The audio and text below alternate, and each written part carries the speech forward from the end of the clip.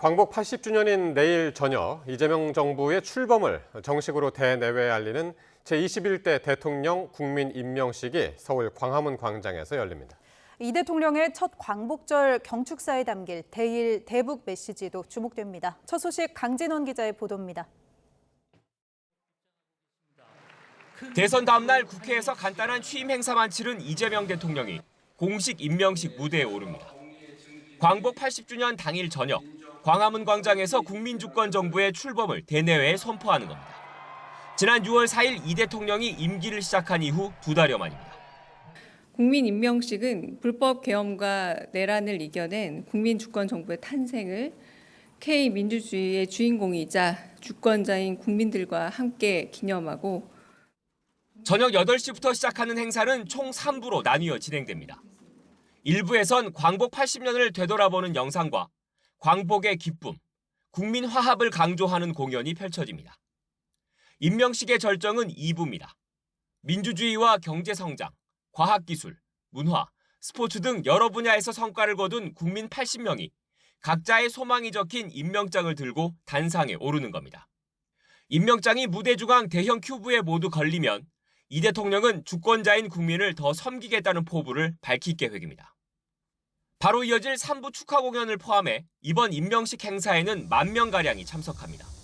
각계 주요 인사와 일반 시민 등이 모일 예정인데 국민의힘과 개혁신당 등 보수 야당과 이명박, 박근혜 전 대통령 등 보수 진영 전직 대통령은 불참하기로 했습니다. 앞서 오전 10시 광복절 80주년 경축식에서 나올 이 대통령의 대일, 대북 메시지도 관심입니다. 올해는 한일 수교 60주년이기도 한 만큼 과거사는 원칙적으로 관리하되 양국 간 미래지향적 협력 관계는 강화하겠다는 의지가 담길 것으로 보입니다. 작은 차이들이 또 의견의 차이들이 있긴 하지만 그런 차이들을 넘어서서 한국과 일본이 여러 면에서 서로 협력하고 서로에게 도움되는 관계로 더 발전해 나가길 기대합니다. 오는 23일 일본 방문까지 앞둔 터라 대일 강경 발언이 나오진 않을 것으로 전망됩니다. 한반도 평화 구축을 위해 긴장을 완화하겠다는 게 이 대통령의 일관된 정책 기조인 만큼 북한을 향해선 거듭 대화와 소통을 강조하는 언급을 내놓을 거란 분석입니다. YTN 강준원입니다. 이재명 대통령은 광복절 80주년을 앞두고 독립유공자 후손들을 초청해 감사한 마음을 전하며 확실한 지원을 약속했습니다. 후손들이 자부심을 갖고 살아갈 수 있게 보훈 선진국으로 도약시키겠다는 포부도 밝혔습니다. 보도에 정인용 기자입니다. 당신이 있어 대한민국입니다란 문구가 적힌 테이블이 행사장 곳곳에 마련된 가운데 독립유공자 후손 80여 명이 한자리에 모였습니다. 이재명 대통령이 광복 80주년을 맞아 이들을 청와대로 초청해 점심 식사를 대접한 겁니다. 이 대통령은 조국 독립을 위한 독립유공자들의 희생에 경의를 표하며 평소와는 다르게 행사를 시작했습니다. 오늘 같은 날은 제가 아니라 여러분이 박수를 받아야 되는 날이죠. 제가 여러분들 박수 한번 쳐드리겠습니다. 이 대통령은 독립운동을 하면 3대가 망한다는 말은 더 이상 통용되지 않도록 높은 예우와 두터운 지원을 약속했습니다. 특히 후손들이 자부심을 가지고 살아갈 수 있게 대한민국을 보훈 선진국으로 도약시키겠다고 다짐했습니다. 또 독립투쟁의 역사와 정신을 미래 세대가 기억할 수 있도록 선양 사업을 확대해 특별한 희생엔 특별한 보상이란 자신의 공약을 보훈의 핵심 원칙으로 정착시키겠다는 의지를 나타냈습니다. 특별한 희생에는 특별한 보상을 다한다고 하는 것이 우리의 대원칙이 되어야 할 것입니다. 선열들의 헌신에 제대로 응답하는 길이라고 생각합니다. 행사에는 김자진 장군의 후손인 배우 송일국 씨와 대한민국 임시정부 초대 국무령 이상용 선생의 후손인 민주당 박찬대 의원 등도 함께했습니다. 이 대통령은 해외에 안장됐다가 이제야 고국에 돌아와 유해가 봉한된 독립유공자 후손들에겐 늦었지만 조국에서 편히 영면하길 기원한다며 위로를 건넸습니다. YTN 정인용입니다. 네, 2시간 20분 정도 뒤인 오늘 자정 조국 전 조국혁신당 대표가 출소할 예정입니다. 조 전 대표의 행보에 따라 정계 개편 가능성도 전망되는 만큼 출소 후에 조국 전 대표가 낼 메시지도 주목됩니다. 네, 출소 예정된 현장에 취재기자 나가 있습니다. 박희재 기자. 네, 서울 남부 교도소 앞에 나와 있습니다. 네, 사람들이 조금 모였습니까? 현장 분위기부터 좀 전해주시죠. 네, 그렇습니다. 현재 출소까지는 2시간 20분 정도 남았는데 저는 지금 교도소 입구 앞에 나와 있습니다. 이곳 교도소 입구로 조국 전 대표가 출소하면 가장 먼저 모습을 보일 장소이고요. 현장에 말씀 주신 것처럼 조국 전 대표의 지지자들이 1시간 20분 전에 비해서 상당히 많이 모인 모습입니다. 저희 현장 영상으로도 전해드릴 텐데요. 다만 같은 현장에 조국 전 대표의 사면에 반대하는 시민들도 하나둘씩 보이는 상황입니다. 다만 도로 하나를 사이에 두고 경찰 통제하에 현장은 안정적으로 관리되는 모습입니다. 곧 조국 혁신당의 지도부도 현장을 찾아서 조국 전 대표를 맞이할 예정에 있는데요. 조국 전 대표가 출소하면 작년 12월에 수감된 이후 240여일 만입니다. 출소 뒤엔 대국민 인사 메시지도 예정돼 있다고 해서 어떤 입장을 낼지도 주목됩니다. 네, 조국 전 대표에 대한 이 광복절 특사를 놓고 정치권에서도 공방이 계속 이어지고 있죠. 네, 그렇습니다. 입시비리 등 혐의로 작년 12월에 실형이 확정된 조국 전 대표는 형기가 1년 넘게 남아 있었는데요. 이 같은 상황 속에 단행된 사면으로 정치권에서는 정치검찰 피해자다, 황제 특혜 사면이다 갑론을박이 많았습니다. 더불어민주당과 조국혁신당 등 범여권은 검찰권 남용과 사법부의 오판으로 조국 전 대표가 희생됐다면서 사면을 옹호하는 분위기고요. 반면 국민의힘과 개혁신당은 사면이 부적절하다고 비판하면서 항의하는 취지로 내일 열리는 이재명 대통령의 국민 임명식을 불참하기로 했습니다. 자, 이제 조국 전 대표의 향후 개인 행보도 관심인데요. 어떤 전망이 나오고 있습니까? 네, 이처럼 부정적인 여론도 있는 만큼 조국 전 대표는 당분간은 신중한 행보를 보일 것으로 보입니다. 주말 동안 휴식을 거친 다음 주부터 본격 일정을 보일 것으로 전망되고요. 다만 조국 혁신당은 이미 조국 전 대표의 복귀 작업의 한창으로 현 지도부 임기 단축과 조기 전당대회를 위한 절차를 진행하고 있습니다. 조국 전 대표 개인적으로도 내년 지방선거에서 재보궐 혹은 서울, 부산시장 선거 출마 관측과 함께 지방선거를 위해 민주당과 합당할지 아니면 합당 없이 연대 수준으로 조율할지까지도 주목됩니다. 지금까지 서울 남부교도소 앞에서 YTN 박희재입니다. 경찰이 주식 차명 거래 의혹을 받고 있는 무소속 이춘석 의원을 오늘로 호소안해 3시간째 조사하고 있습니다. 이 의원이 오후 늦게 출석한 만큼 조사는 새벽까지 이어질 전망입니다. 취재기자 연결해 보겠습니다. 김주영 기자, 이 의원에 대한 조사가 계속 진행 중이죠? 네, 그렇습니다. 무소속 이춘석 의원은 오늘 오후 6시 45분쯤 서울경찰청 금융범죄수사대 마포청사에 피의자 신분으로 출석했습니다. 현재 조사가 시작된 지 3시간가량 지났는데 언제쯤 끝날지는 가늠이 어려운 상황입니다. 이 의원은 금융실명법 및 이해충돌방지법 위반 등의 혐의로 출국 금지된 상황입니다. 앞서 이 의원은 지난 4일 국회 본회의장에서 보좌관 명의로 주식을 거래하는 모습이 포착되면서 논란이 불거졌습니다. 거래 주식은 인공지능 관련주인 네이버와 LG CNS 주식이었는데요. 이 의원이 국정기획위원회에서 AI 정책을 담당하는 경제 2분과장이었다는 점에서 이해충돌 문제도 지적됐습니다. 이에 대해 이 의원은 본회의장에 보좌관의 휴대전화를 잘못 가져간 것이라고 해명하기도 했습니다. 앞서 경찰은 이 의원 의원실을 압수수색하고 이 의원 보좌관을 불러 조사했습니다. 현재 경찰은 이 의원을 상대로 주식 차명 거래를 했는지 집중적으로 추궁하고 있습니다. 또 차명 거래가 맞다면 국정기획위원회에서 얻은 정보를 주식 거래에 이용했는지 역시 조사될 것으로 보입니다. 오늘 출석이 오후 늦게 이뤄진 만큼 조사는 새벽까지 이어질 가능성이 큰 상황입니다. 지금까지 사회부에서 YTN 김주영입니다. 국민의힘 윤리위원회가 전당대회 합동연설회를 방해한 전한길 씨에 대해 가장 낮은 징계 수위인 경고 처분을 내렸습니다. 반성과 재발 방지 약속 등을 고려했다는 이유에서인데 당내에선 솜방망이 처벌이라는 비판도 나왔습니다. 박정현 기자입니다.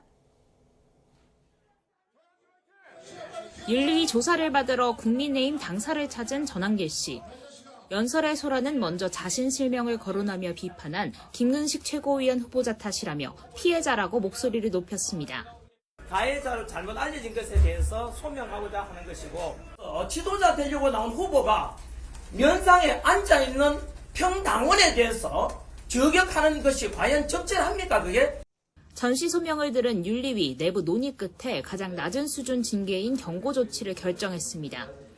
연설의 청중에게서 배신자 구호가 먼저 나오는 등 소란을 선제적으로 주도했다고 보기 어렵고 반성과 재발 방지 약속 등을 고려했다는 설명입니다. 다시 한번 발생할 때는 또 누군가 징계 요구를 한다면은 그때는 전한길 씨가 아니라 누구라도 중징계를 하자. 일각에서 제명 필요성까지 거론된 걸 고려하면 지도부 엄벌 요구를 거부하고 전시 주장을 대부분 받아들인 셈인데 재질이 엄중하다라고 말씀을 했음에도 불구하고 당초 예상과는 다르게 가벼운 징계 결정이 나왔습니다. 윤리위라는 것이 당의 독자적인 기구로 찬타파 당권 주자들은 강하게 반발했습니다. 당이 한중 극단 세력과 절연하지 못하는 데 치욕을 느낀다며 속에 천불이 난다고 불만을 드러냈습니다. 어디 가서 머리를 숙이고 있었습니까? 전한길 선생님이라고 싹싹 빌고 있었습니다. 적반하장으로 윤의견을 주장하고 있습니다. 윤을 배신한 자는 물러가라고 윤석열을 외치고 있습니다. 반면 탄핵 반대 후보들은 독립적인 윤리위의 판단을 존중한다며 최대한 말을 아꼈습니다. 대신 특검의 중앙당사 압수수색 등을 고리로 과거 특검법 찬성 이력이 있는 찬탄 후보를 향한 공세 수위를 끌어올렸습니다. 해산 위기에 있는데도 내부 총질하고 개파 사업만 할 것입니까? 저를 구구라 말씀하시는 분들 당원의 선택에 따라서 본인들의 거취를 선택하십시오. 한편 윤리위는 후보 교체 논란 관련 권영세 이양수 의원에 대한 징계 여부는 결론을 내리지 않았습니다. 다음 달 초 끝장 토론을 통해 최종 판단한다는 방침입니다. 윤리위 결정은 나왔지만 전한길 씨를 둘러싼 당내 갈등의 불씨는 여전합니다. 투표 시작까지 일주일도 채 남지 않은 전당대회에 어떤 변수로 작용할지 관심이 쏠립니다. YTN 박정현입니다. 더불어민주당은 국민의힘 중앙윤리위원회가 전한길 씨에게 경고 처분을 내리자 솜방망이 징계라고 비판했습니다. 박지혜 대변인은 오늘 서면 브리핑에서 국민의힘이 윤 어게인을 앞세운 내란 세력과의 단절을 명시적으로 거부했다고 밝혔습니다. 이어 송원석 비대위원장이 강경 대응을 예고한 지 며칠 만에 이런 솜방망이 징계가 내려진 것을 어떻게 봐야 하느냐며 국민의힘의 공정과 상식은 다 어디로 갔느냐고 규탄했습니다. 윤석열 전 대통령의 배우자 김건희 씨가 구속된 이후 첫 조사에서 진술을 거부했습니다. 특검은 김 씨에게 다음 주 월요일 다시 나오라고 통보했는데 김 씨 측은 출석 여부를 고민하고 있습니다. 권준수 기자가 보도합니다. 김건희 씨를 태운 법무부 호송차가 특검 사무실 지하로 들어갑니다. 김 씨는 수영복 대신 사복을 입고 수갑을 찬 상태였던 것으로 파악됐습니다. 구속 이틀 만에 특검의 첫 조사를 받은 김 씨는 5시간여 만에 서울 남부구치소로 돌아갔습니다. 구속되기 전이었던 지난 6일 적극적으로 진술했던 때와 달리 진술 거부권을 행사하면서 태도가 180도 바뀌었기 때문입니다. 피의자는 대부분의 피의 사실에 대하여 진술 거부권을 행사하였고 실제로는 2시간을 조금 넘긴 조사 동안 공천과 선거 개입에 대한 추궁이 이어졌는데 김 씨가 혐의 사실보다는 자신의 소회를 밝히기만 했다고 특검은 설명했습니다. 이에 대해 변호인단은 김 씨가 특검 조사에서 명태균 씨에게 자신이 지시한 게 아니라는 취지로 진술했다고 밝혔습니다. 조사를 쉬는 동안에는 윤석열 전 대통령과 자신이 동시에 구속된 상황에 대해 한탄하는 취지의 말을 했다고 변호인단은 전했습니다. 특검은 김 씨에게 오는 18일 다시 나와 조사받으라고 통보했는데 김 씨 측은 건강 상태가 계속 좋지 않다며 출석 여부가 결정되지 않았다고 밝혔습니다. YTN 권준수입니다. 김건희 씨가 1차 소환 당시 도이치모터스 주가 조작 1차 주포로부터 2천만 원 상당의 수표를 받은 기억이 있다고 진술한 것으로 전해졌습니다. 민중기 특별검사팀은 지난 6일 김 씨의 첫 소환 조사에서 이 같은 진술을 확보해 김 씨가 주가 조작 과정에서 손실 보전금을 받은 건 아닌지 들여다보고 있습니다. 앞서 김 씨는 지난 2010년 도이치모터스 주가 조작 1차 작전 시기 주포로 알려진 이정필 씨에게 16억 원이 든 증권 계좌를 맡겼다가 모두 6,700만 원의 손실을 본 걸로 알려졌습니다. 이후 검찰 수사에서 김 씨는 이 씨로부터 4,700만 원을 송금받은 사실이 드러났는데 특검은 이번 조사에서 김 여사가 받았다는 2천만 원어치 수표가 손실 보전금 차액인지 의심하고 있습니다. 서희건설이 민중기 특검팀에 김건희 씨가 나토 순방 당시 찬 목걸이뿐 아니라 브로치와 귀걸이까지 주었다고 자수한 것으로 파악됐습니다. 특검은 서희건설 사위의 취업 청탁과 관련된 걸로 의심하고 있는데 이봉관 회장 소환 조사도 조율하고 있는 것으로 확인됐습니다. 이준엽 기자가 보도합니다. 서희건설은 김건희 씨에게 이른바 나토 순방 3종 귀금속을 선물했다고 자수서에 명시했습니다. 2022년 3월에 반클리프 아펠 목걸이를 2022년 4월엔 티파니 브로치와 그라프 귀걸이를 전달했다는 겁니다. 같은 해 6월 나토 순방으로 향하는 비행기에서나 동포 간담회 등에서 김 씨가 착용한 모습이 버젓이 공개된 귀금속들입니다. 비슷한 시기 이봉관 회장의 맞사위인 박성근 변호사는 국무총리 비서실장에 임명됐습니다. 특검은 인사청탁 목적의 전달로 의심하고 이 회장과 소환조사 일정도 조율하고 있는 것으로 확인됐습니다. 다만 이 회장은 건강이 좋지 않다는 이유로 지난주부터 출근하지 않는 것으로 전해졌습니다. 김건희 씨가 공직 인선에 개입한 것으로 추정되는 정황은 또 있습니다. 당사자 거절로 성사되진 않았지만 김 씨에게 바쇼론 콘스탄틴 시계를 준 사업가는 YTN에 김 씨가 대통령실 홍보 업무를 맡아달라고 제안했다고 밝힌 바 있습니다. 도스태핑 할 때 막 이렇게 시끄럽고 그랬어요. 그러니까 선생님 어서 혹시 이런 거 좀 도와줄 생각이 있냐고 그러더라고. 진담인지 아닌지 모르겠다니까. 근데 그런 얘기를 한 번 한 건 사실이에요. 또 김 씨는 윤 전 대통령과 함께 김영선 전 의원의 2022년 보궐선거 공천에 개입한 정황이 있을 뿐 아니라 지난해 총선에선 김상민 전 검사가 당선될 수 있도록 김 전 의원에게 다시 지역구 변경을 요청했다는 의혹도 받고 있습니다. 특히 김 전 검사가 공천 배제 뒤 신설된 국정원장 법률특보에 임명되는데 이 과정 역시 특검의 수사 대상입니다. 매관 매직 의혹이 사실로 드러날 경우 인사 전횡 규모를 확인하기 위한 특검 수사도 전방위로 확대될 거로 보입니다. YTN 이준엽입니다. 특검이 국민의힘에 대한 압수수색을 시도했지만 불발됐습니다. 통일교가 신도들을 가입시켜 과거 전당대회에 영향력을 행사하려 했다는 의혹에 대한 자료를 확보하는 차원이었는데 국민의힘의 반발이 거셌습니다. 우종훈 기자의 보도입니다. 국민의힘 당대표 후보들과 의원들이 여의도 당사에 모였습니다. 김건희 특검팀이 중앙당사에 대한 압수수색 영장을 집행한다는 소식이 알려진 직후 모습입니다. 통일교 신도 명단과 당원 명단을 비교하기 위한 자료 제출 협조 차원의 압수수색이었는데 자정을 넘겨서까지 국민의힘이 완강하게 거부하면서 중단됐습니다. 특검은 지난 2022년 통일교와 건진법사가 교인들을 당원으로 가입시켜 전당대회에 영향력을 행사하려 했다고 의심하고 있습니다. 특검팀 관계자는 YTN과 통화에서 당원 개인정보는 필요하지도 않고 요구하지도 않았다며 눈앞에서 명단의 일치 여부만 확인하면 된다고 충분히 설명했다고 강조했습니다. 특검팀은 전체 당원 명부를 확인할 필요 없이 프로그램만 돌리면 신도 명단과 비교해볼 수 있다고 밝혔습니다. 특검팀이 발부받은 압수수색 영장의 기한은 오는 20일까지로 전해졌습니다. 이에 따라 특검팀은 연휴가 끝난 다음 주쯤 재집행하기로 하고 구체적 시기와 자료 제출 방식 등을 국민의힘 측과 협의하는 것으로 알려졌습니다. YTN 우종훈입니다.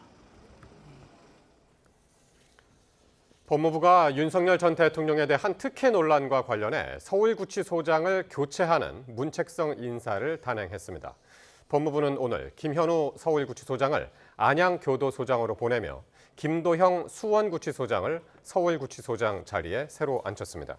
법무부는 윤 전 대통령의 수용 처우 등과 관련해 여러 문제가 제기됨에 따라 인적 쇄신이 필요하다고 판단해 인사를 단행했다고 설명했습니다. 민중기 특별검사팀이 김건희 씨 집사로 불리는 김혜성 씨에 대해 특경법상 횡령과 업무상 횡령 혐의로 구속영장을 청구했습니다. 문홍주 특검보는 정례 브리핑에서 김 씨가 횡령이 의심되는 범행을 여러 차례 저질렀다며 이 가운데는 5억 원 이상인 것도 있어 특경법상 횡령 혐의를 적용했다고 밝혔습니다. 김 씨의 구속 전 피해자 신문은 내일 오후 2시 서울중앙지방법원에서 열립니다. 경기 북부 지역에 이틀 동안 극한 호우가 내리면서 피해가 집중됐습니다. 주택은 물론 하천변 물놀이장 등 곳곳이 침수됐습니다. 오승훈 기자가 현장을 취재했습니다. 경기 고양시의 한 반지하 주택에서 배수펌프를 이용해 쉴 새 없이 물을 퍼냅니다. 집안은 온통 진흙투성이고 여기저기 생필품들이 널브러져 있습니다. 우리 두 너네가 사는데 누가 하는 사람도 없고 어떻게 살으려는지 모르겠네요. 한참 더 걸릴 텐데. 기습적인 폭우에 마을이 물바다로 변하면서 침수 피해를 본 겁니다. 집중호우 당시 집에 들이닥친 빗물이 허벅지까지 차올랐다고 하는데요. 당시 흔적이 이렇게 벽지에 고스란히 남아 있습니다.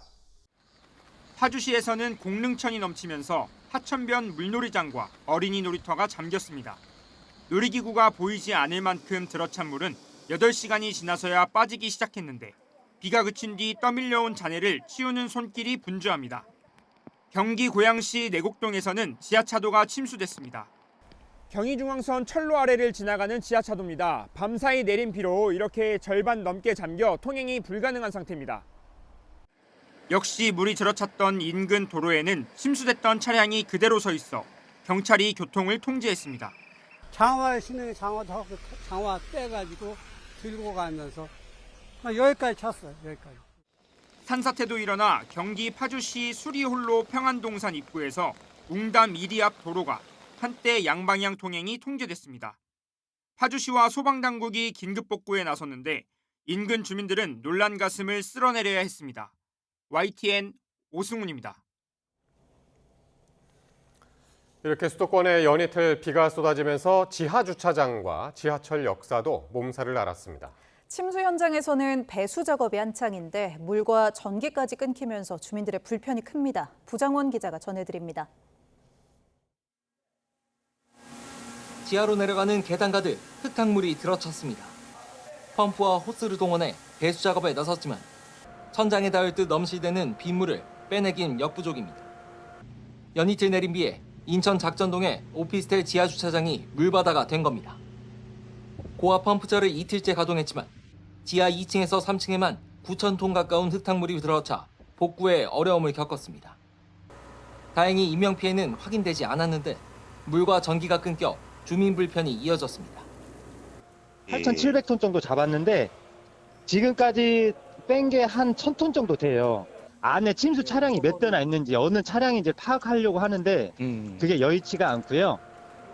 근처에 있는 아파트도 사정은 비슷합니다.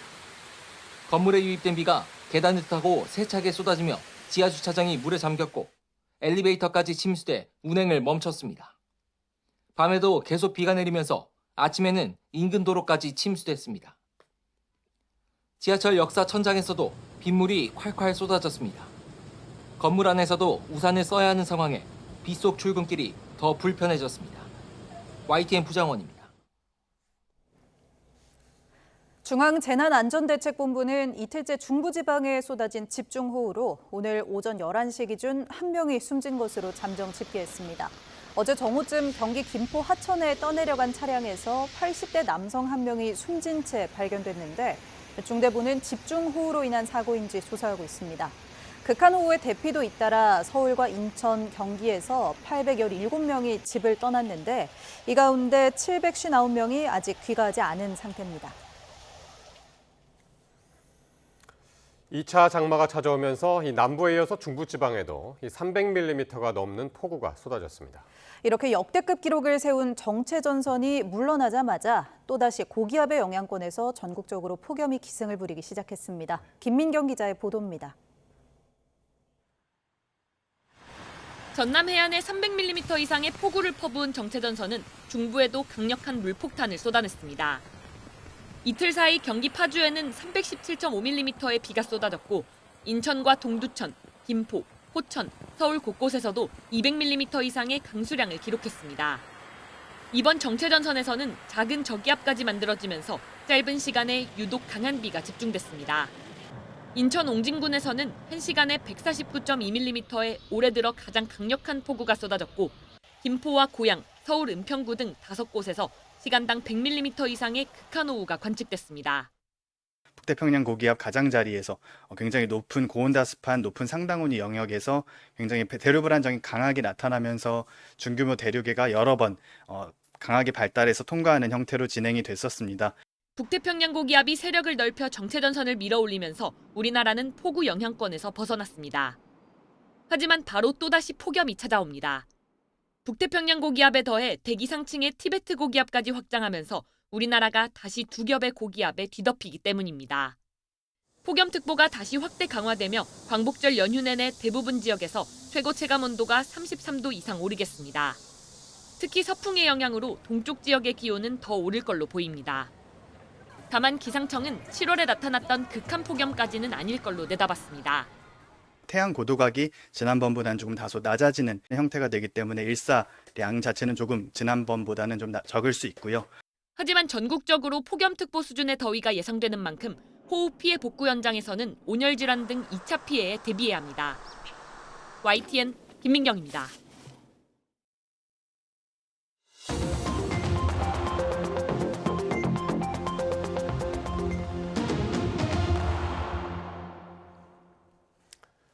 정치권 관심 뉴스 살펴보는 포커스 나이트 시간입니다. 김진욱 전 더불어민주당 대변인, 장성호 전 건국대 행정대학원장 나오셨습니다. 어서 오십시오. 네, 안녕하세요.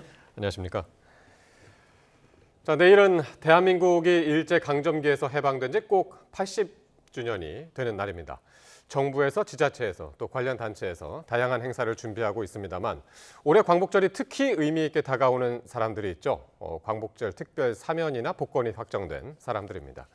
이 가운데 특히 조국 전 대표는 약 2시간 뒤에 서울 남부구치소에서 출소를 합니다. 정치권의 찬반 논란 속에 수감 생활 8개월 만에 출소를 하게 되는 거죠?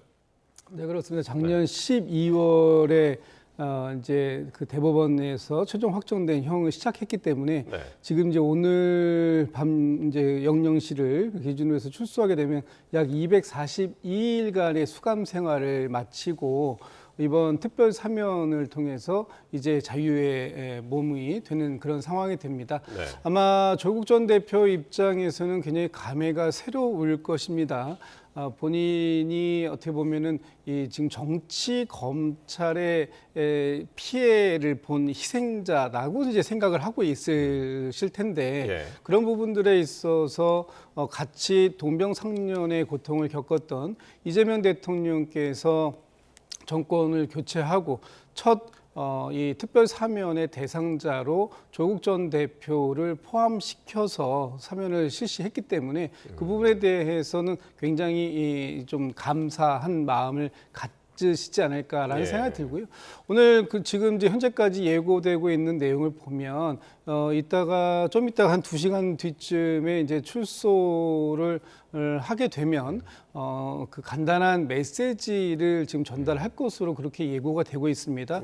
아마도 본인이 이번 특별 사면을 통해서 자유의 몸이 되는 또 이제 평을 다 사면받게 된 것에 대해서 이재명 대통령과 지지자들께 감사의 인사를 좀 드리게 되는 그런 얘기가 있을 것 같고 또 앞으로 본인의 어떤 그 행보랄까요? 그런 부분들에 대한 간단한 말씀을 좀 하시게 되지 않을까 싶은데 얼마 전에 조국 전 대표가 옥중 인터뷰를 한 부분이 있었습니다. 그래서 제가 그 부분을 보니까 조국 전 대표의 최대의 관심사는 검찰 개혁이었던 것 같습니다. 그 옥중 인터뷰의 내용 속에 보면 지금 이재명 정부가 이 개혁하기가 가장 적기이고 특히 여대 야소이기 때문에 이 개혁에 대한 최대한의 그 제도 개혁을 바로 끝낼 수 있을 것이다. 이렇게 이제 기대하고 있고 그 부분에 대해서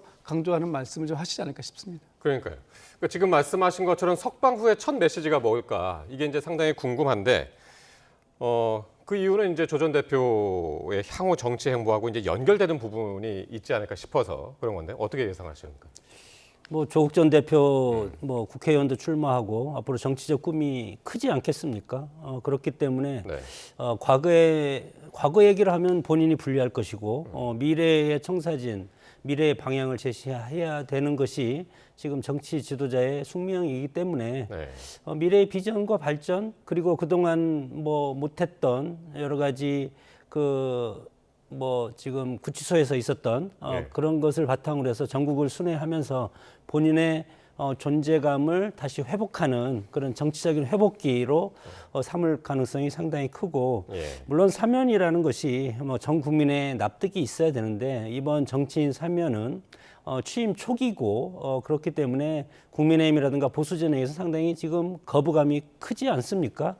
이런 것을 과연 어떻게 조국 전 대표가 이것을 수용을 해서 국민 속의 어떤 정치인으로 다시 자리매김하냐 네. 그것이 상당히 중요한데 조국 전 대표가 지금 이제 석방이 됨으로써 민주당 내 그리고 민주진영 내 여러 가지 차기를 놓고 여러 가지 복잡한 이합 집산이 예. 있을 가능성도 크다고 봅니다. 예.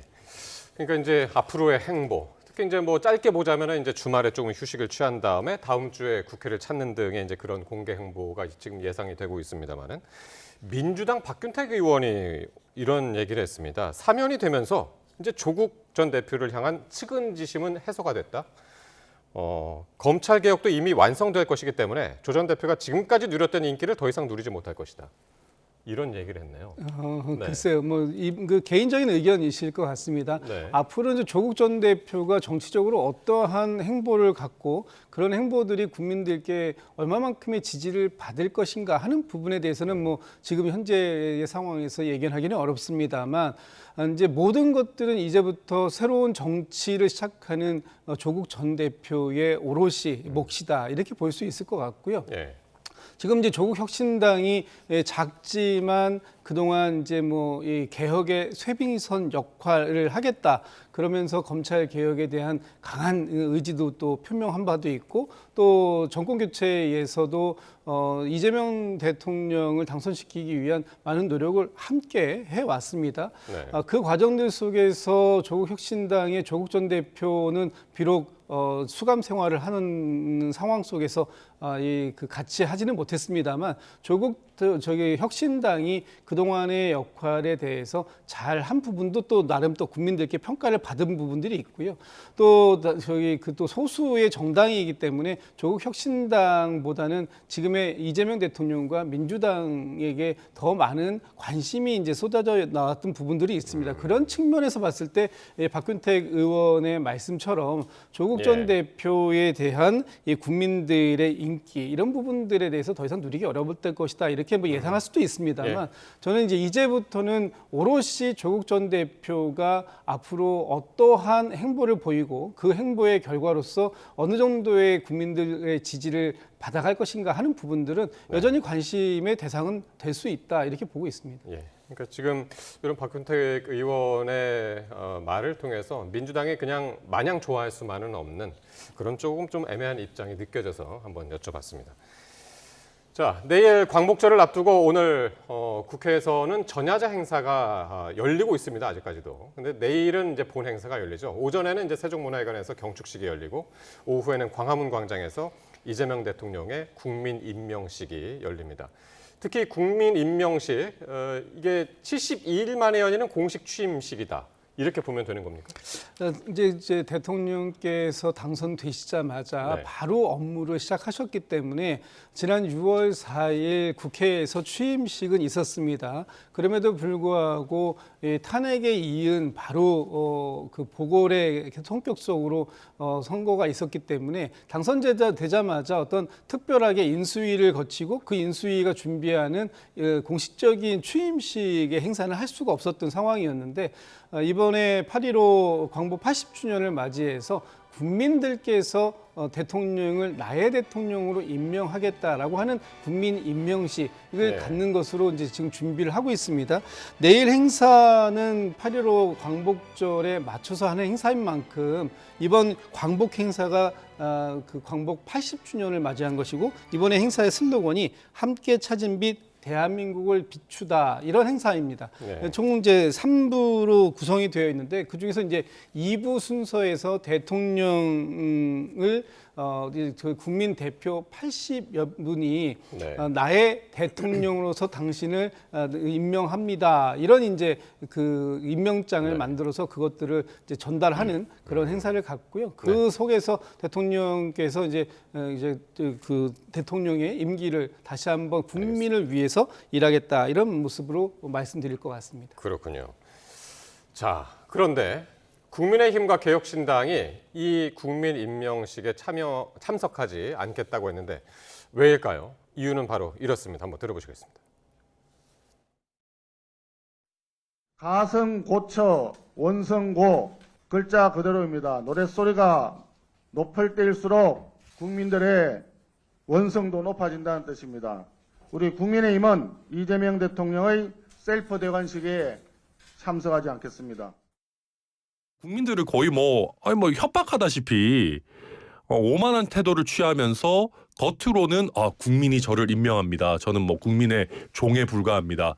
이런 약간 무슨 임명받는 코스프레 쇼하는 게 저는 굉장히 좀 가증스럽다. 그래서 굳이 저희가 이상한 쇼 같은 거 하는 거에 가서 들러리 서줄 필요 없지 않겠습니까? 자, 셀프 대관식이다, 코스프레 쇼다. 상당히 언성이 높았는데 어떻게 들으셨습니까? 가성고처 원성고 춘향전 나온 오래간만에 고등학교 때 고전 때 배운 그런 단어가 지금 보이니까 상당히 옛날 생각도 나고 국민의힘이 저런 얘기를 하는 것은 지금 민주당과 이재명 정부가 2개월 동안 과연 야당을 협상과 대화의 그리고 정치의 파트너로 인정을 하지 않았다.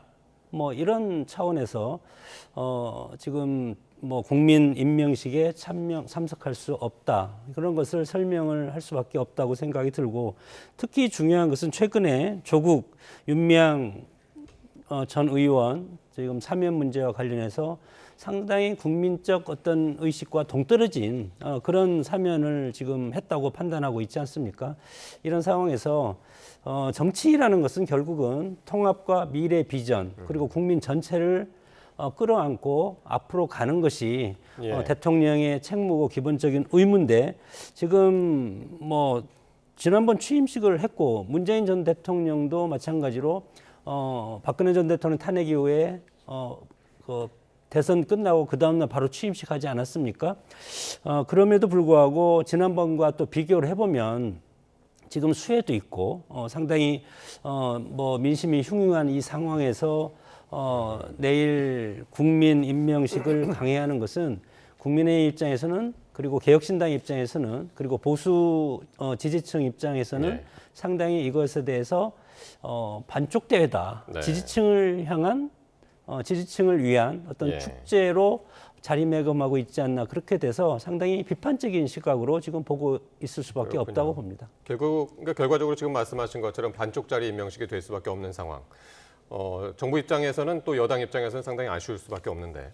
근데 이제 여당 민주당 김영진 의원은 이런 얘기를 했습니다. 이 정청래 대표가 취임 후에 예방을 안 했죠. 국민의힘하고 개혁신당. 네. 그게 이 취임 후에 예방을 돌 때 이제 두 정당을 뺀 것도 작용을 했다고 본다. 정치는 주고받는 것이다라는 이야기를 해서 이건 어떻게 들으셨나요? 이렇게 생각하시는 부분도 분명히 있을 수 있습니다. 정치 특히 집권 여당의 대표이기 때문에 전체를 다 아우르고 가는 모든 국민을 아우르고 가는 그런 모습도 필요했던 부분이 있는 거 아니냐. 이제 정청래 대표가 얘기하는 부분, 선명한 정당을 표방하는 부분, 그리고 지금 국민의힘이 내란을 동조하는 모습을 여전히 보여주고 있는, 그래서 빠르게 국민의힘도 이 개혁의 쇄신의 모습으로 나와야 된다라는 부분, 또 지난 내란 세력과의 결별을 단호하게 해내야 된다라는 부분도 필요한 말씀이신 건 맞습니다만 집권 여당의 대표가 좀 더 품넓게 손을 먼저 내미는 모습도 필요하지 않았느냐라는 부분이 필요한 것이 그런 말씀이신 것 같고요.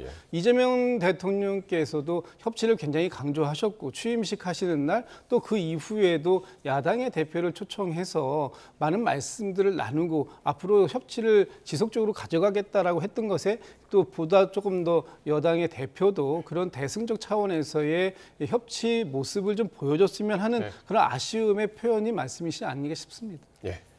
내일 국민임명식 어떻게 진행이 되는지 한번 지켜보도록 하고요. 자, 오늘 김건희 씨가 구속 후에 첫 조사를 받았습니다. 오전 10시에 시작해서 4시간 만에 이제 끝났는데 쉬는 시간 빼고 실질적으로는 한 2시간 10분 정도 조사가 이루어졌다고 합니다. 특검이 오늘은 주로 명태균 씨로부터 여론조사 결과를 무료로 받았는지 여부 집중 추궁했다고 하는데 오늘 김건희 씨가 대부분의 진술을 거부했다고 하죠. 뭐 진술을 한다고 하더라도 유리할 것이 없다. 그렇게 뭐 변호인과 상의해서 그렇게 결정을 한 것 같고 그리고 지난 뭐 새로운 증거가 지금 계속 또 나오지 않습니까?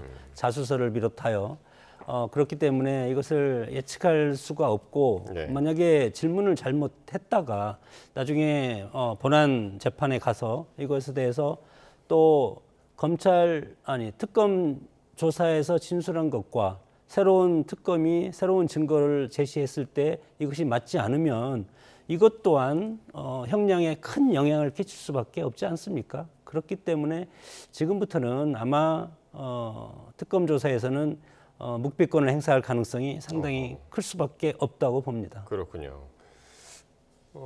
뭐 윤석열 전 대통령하고는 달랐습니다. 윤 전 대통령은 이제 아예 출석을 하지 않았고 김건희 씨는 이제 출석은 했지만 묵비권을 행사했고 어떤 전략이 있다고 보십니까?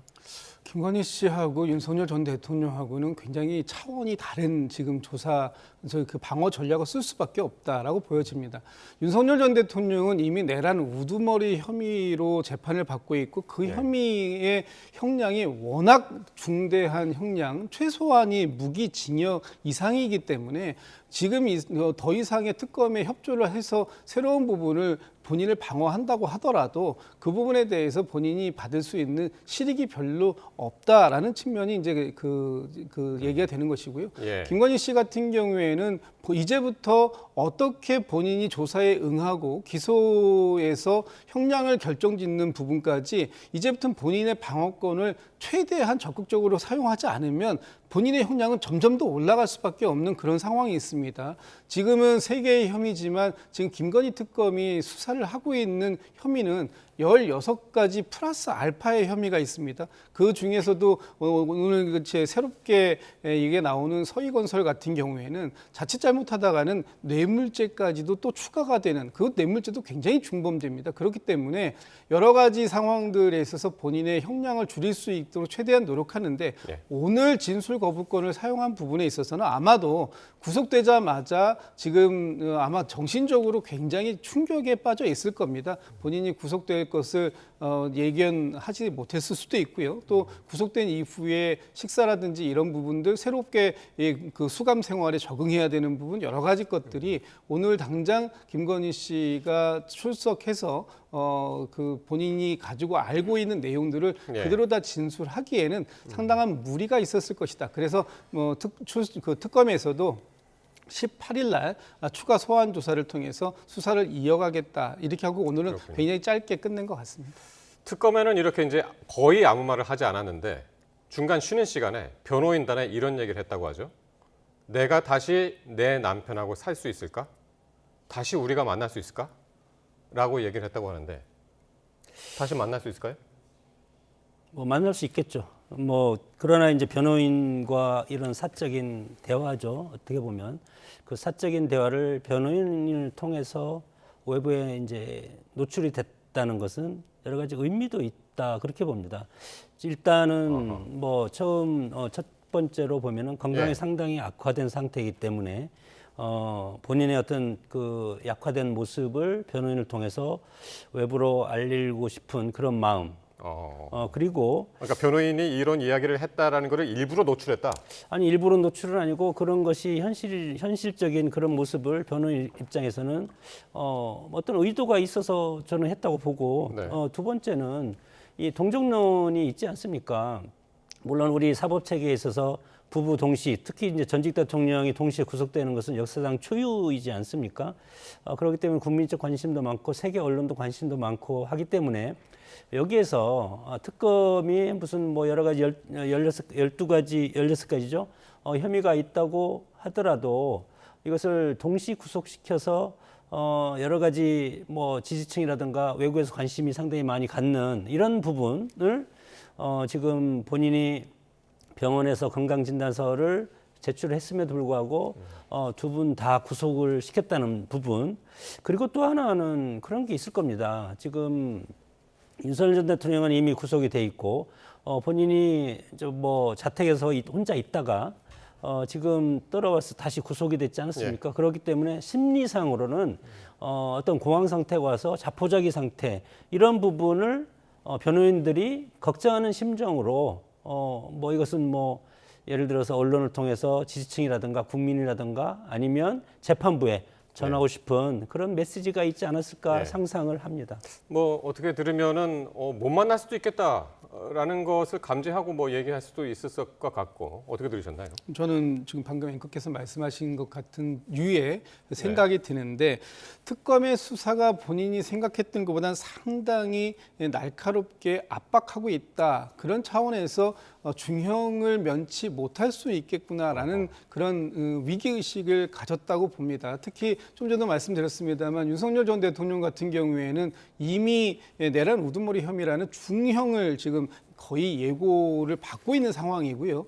본인 같은 경우에도 지금 이번에 세 가지의 혐의만 해도 사실 굉장히 중대한 혐의들입니다. 그 와중에 남아있는 혐의들까지 수사가 마무리돼서 추가적 기소가 이루어진다면 그 형량조차도 굉장히 많아질 수 있다. 최소한 몇 년 아니면 그보다 더 긴 시간 동안 두 사람이 제외하는 것이 사실상 어려울 수 있겠다. 이런 것을 감지한 그런 발언이 아니었을까라고 해석해 봅니다. 그렇군요.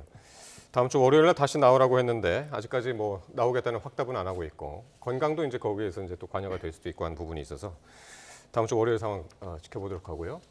자, 이런 가운데 김건희 특검이 국민의힘 중앙당사에 대해서 압수수색을 시도했다가 오늘 새벽에 빈손으로 철수를 했습니다.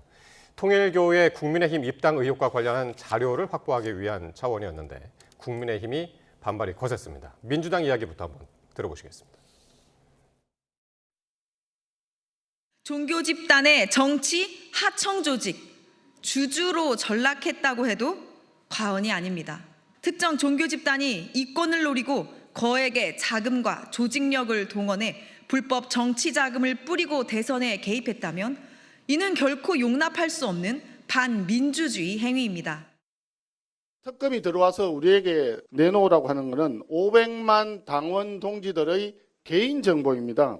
모 종교단체에 있는 사람들이 누군가의 사주를 받고 우리 당에 입당을 했다, 뭐 이런 이야기를 하고 싶어 하는 것 같은데, 그러면 그 사람이 누군지 개인만 특정하면 되는 거 아닙니까? 왜 그 사람들의 계좌 정보까지 필요합니까?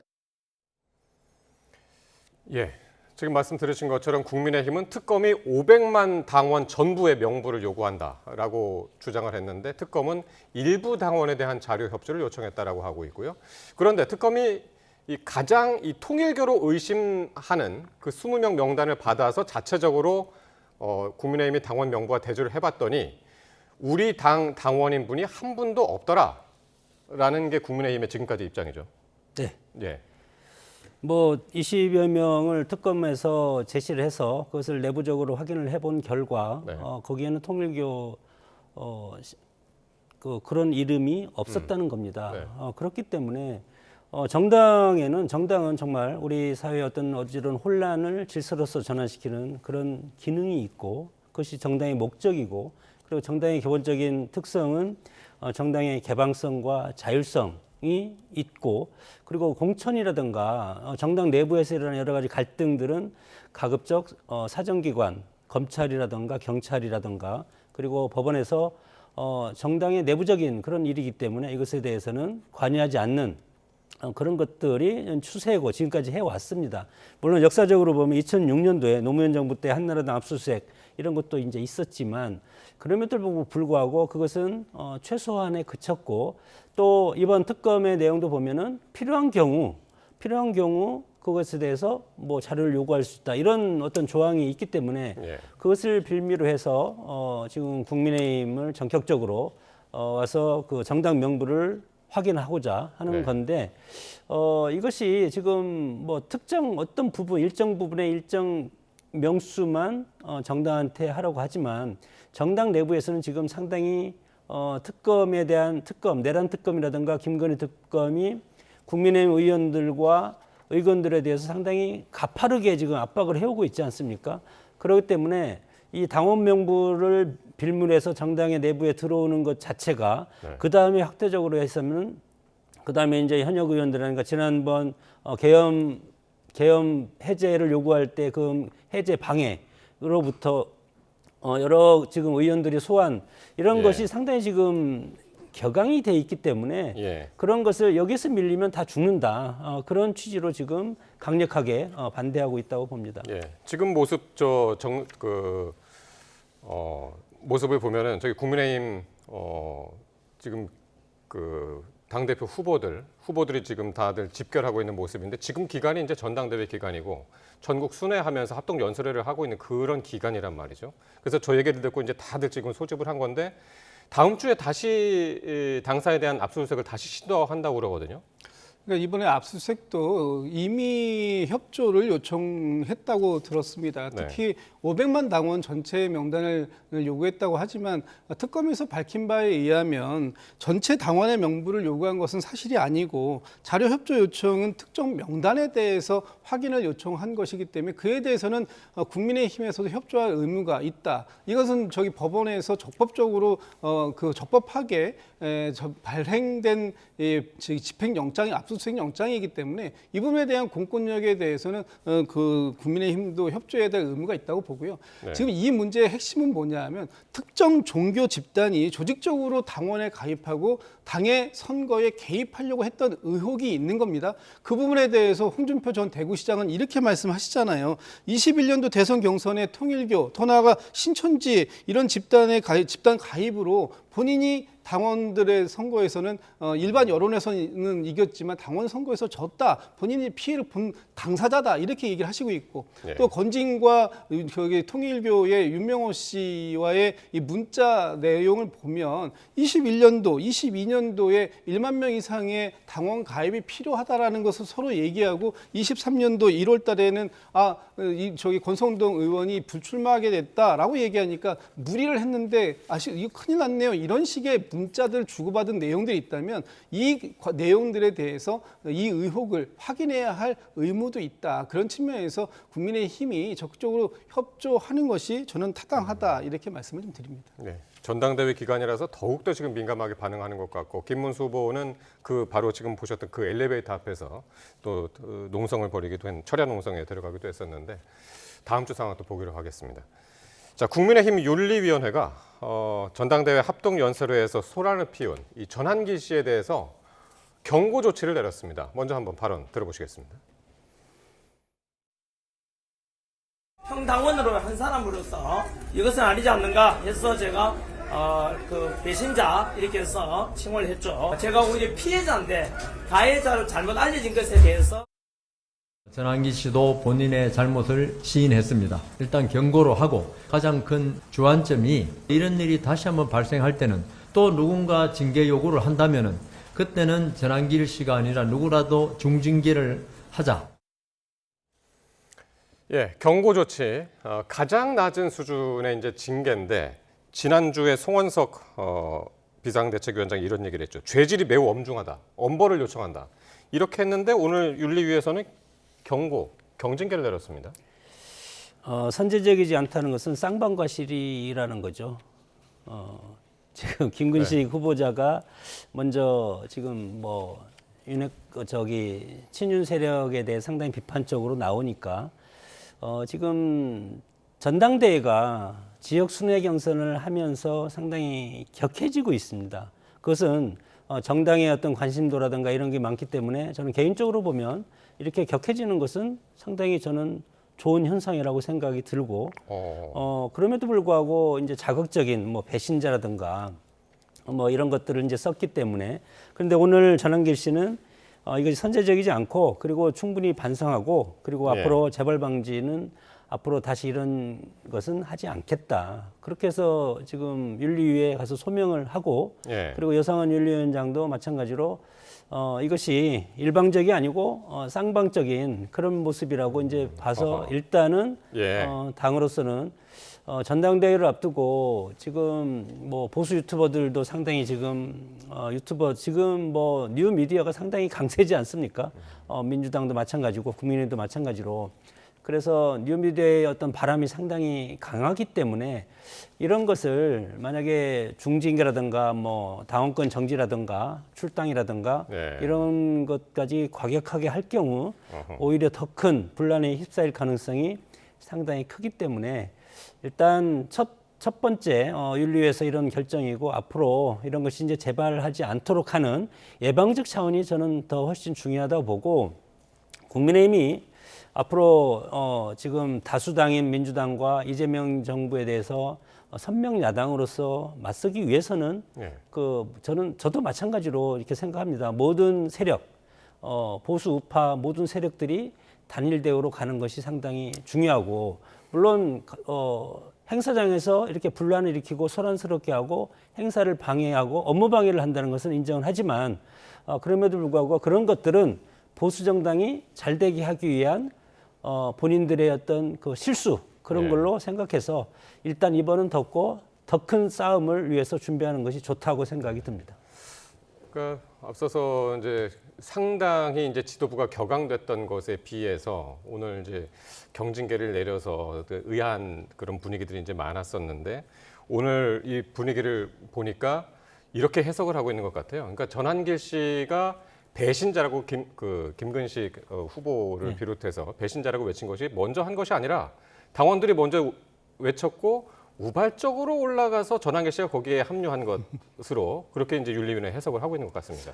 그래서 윤리위에서 어떻게 해석했는지는 잘 모르겠습니다만 지금 그 정도로 해석할 정도라면 송원석 비대위원장께서는 왜 이 부분에 대해서 죄질이 매우 엄중하다라고 얘기를 했을까요? 그리고 그 국민의힘의 전당대회장에 전한길 씨를 출입을 금지까지 시키지 않았습니까? 예. 오늘의 이런 손방망이 그 징계 이것은 사실상의 징계쇼에 불과하다 이렇게 말씀드릴 수밖에 없을 것 같고요. 지금 그렇다면 지금 국민의힘은 전한길 씨가 주장하고 있는 윤 어게인 이 부분에 대해서 완벽하게 동의를 하고 있다 이렇게 이해할 수밖에 없는 것이고 윤 어게인을 내세우고 있는 전한길 씨와 함께 지금 이제 내란 동조 세력이라는 그런 평가를 받을 수밖에 없는 것이고 내란 동조 세력과의 절연 이런 부분들에 대해서는 그 단절을 거부한 것이다. 아마 오늘의 이 결과가 가져올 이 후폭풍이 네. 상당할 것이다. 저는 그렇게 보는데요. 이번 전당대회 결과가 어떻게 나올지는 모르겠습니다만 이번 전당대회 결과는 전한길 씨가 국민의힘의 안방을 완벽히 접수했다라는 쪽으로 그렇게 나오지 않을까라고 생각됩니다. 전한길 씨가 오늘 장동혁 후보를 공개적으로 지지를 했습니다. 그게 어디서였냐면 국민의힘 당사 1층이었는데 그때 김문수 후보가 엘리베이터 앞에서 농성을 벌이고 있었는데 김문수 후보 앞에서 장동혁 후보를 지지를 했단 말이에요. 그러니까 지금 말씀하신 대로 전한길 씨가 완전히 장악을 했다. 이런 분위기에서 전당대회에 어떤 영향이 좀 있을까요? 어떻게 보십니까? 뭐 지지했다고 하면 그것에 대해서 전당대회가 이제 뭐 22일이면 이제 발표가 되지 않습니까? 네. 만약에 22일 날 과반 득표가 없으면 23일 날 다시 TV 토론하고 결선 ARS 선거를 하는데 거기에서 정말 전한길 씨가 국민의힘 당원을 장악을 했다면 그러면 장동혁 후보가 당선이 돼야 될 겁니다. 그리고 오늘 보수 유튜버 5개가 각각 유튜브 대표가 네. 최고위원은 누구, 청년 최고위원은 누구, 대표는 누구 각각을 지명한 것이 공식 발표된 게 있습니다. 그럼에도 불구하고 우리 국민의힘 뭐 지금 80만 책임당원과 대의원 그리고 뭐 일반 당원까지 한 500만이지만 이번 투표 ARS는 책임 당원만 들어가기 그렇죠. 때문에 80만인가요? 예, 80만 뭐 정확한 숫자는 최근에는 모르겠지만 하여튼 그 정도 되는데 그분들이 뭐 전한길 유튜버의 말을 듣고 김어준 씨, 민주당의 김어준 씨의 영향력만큼은 되지 않을 거라고 저는 생각이 들고 네. 그리고 왜 지난번에 TK 연설회 때는 들어갔는데 부산 경선에는 왜 못 들어갔냐. 네. 두 가지입니다. 금지시켰죠. 출금시켰죠. 예, 그것이 아니고 들어갈 자격이 없는 겁니다. 네. 첫 번째는 거기는 대의원만 들어갈 수 있는데 일반 당원이기 때문에 1차적으로 못 들어가는 겁니다. 그리고 두 번째는 언론사는 당 선관위에서 공식적으로 비표를 주고 하는데 네. 비표를 발행하지 않았는데 들어온 겁니다. 네. 비표 뭐 교체 그런 것도 있기 때문에 그래서 비표가 없는 언론사는 절대 출입 금지. 그래서 못 들어간 거지. 당에서 일부러 자격이 없어서 못 들어온 거지. 당에서 일부러 출입 금지 시키는 것은 아니었다. 국민의힘은 공식적으로 출입 금지를 시켰죠. 시키기도 했죠. 그러니까 네. 궁극적으로 자격이 없어서 못 들어가는 겁니다. 네. 대의원이 아니기 때문에. 그러니까요. 네. 그걸 비켜서 이제 그 대구 경북대는 이제 들어갔었는데 네, 그렇죠. 그 이후에 이제 들어가지 못한 그런 상황이 됐고요. 자, 오늘 두 분 말씀 여기까지 듣도록 하겠습니다. 김진욱 전 더불어민주당 대변인, 장성호 전 건국대 행정대학원장이셨습니다. 고맙습니다.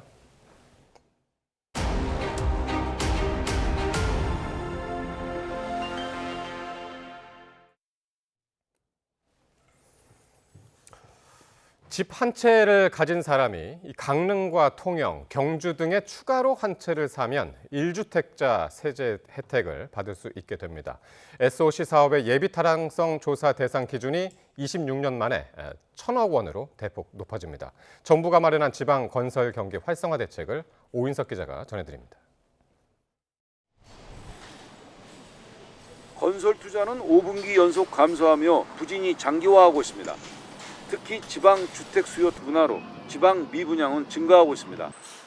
정부는 경제관계 장관회의를 열고 침체된 지방 건설 경기 활성화 방안을 내놨습니다. 먼저 서울 등의 집 한 채를 가진 사람이 인구 감소 지역에서 한 채를 추가로 살 때 세제 혜택을 주는 세컨드홈 대상 지역이 인구 감소 관심 지역으로 확대됩니다. 강원도 강릉시와 속초시, 전북 익산시, 경북 경주시, 경남 통영시 등 9곳이 대상 지역입니다. 양도세와 종부세, 재산세 등의 1세대 1주택자의 세제 혜택이 부여됩니다. 세컨드홈 주택의 공시가격은 4억 원에서 9억 원으로 확대됩니다. 취득세를 최대 50% 감면받을 수 있는 주택 기준도 공시가격 3억 원에서 12억 원으로 완화됩니다. 또 지방의 악성 미분양 주택 매입 때 받는 세제 혜택이 내년 말까지 1년 연장됩니다. 1주택자가 지방에서 전용 면적 85제곱미터, 취득가액 6억 원 이하인 중공후 미분양 주택을 사면 1가구 1주택의 세제 혜택이 적용됩니다. 정부는 지역 경제를 살리는데 총력을 다하겠습니다. 지역 경제를 반드시 살려서 우리 경제에 피가 통하도록 하겠습니다. 한국토지주택공사는 지방 중공후 미분양 매입 물량을 기존 3천 가구에서 내년 5천 가구를 추가 매입해 총 8천 가구로 확대합니다.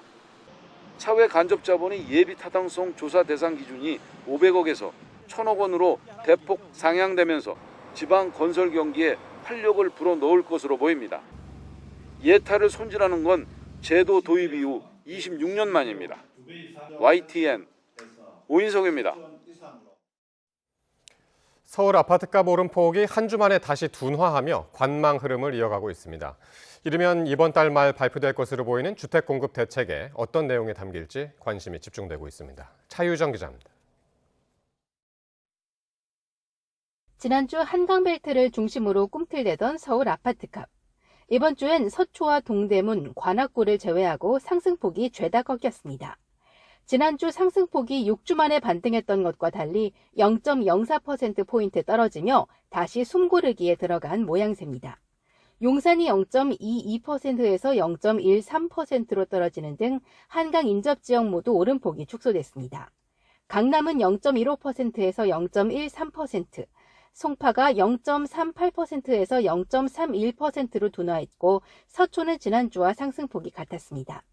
이 재건축 기대감으로 상승폭이 컸던 경기 성남, 과천 역시 오름폭이 줄었습니다. 아파트 거래량이 3분의 1 토막난 가운데 서울 부동산 시장은 짙은 관망세를 보이며 진정 국면에 접어든 것으로 보입니다.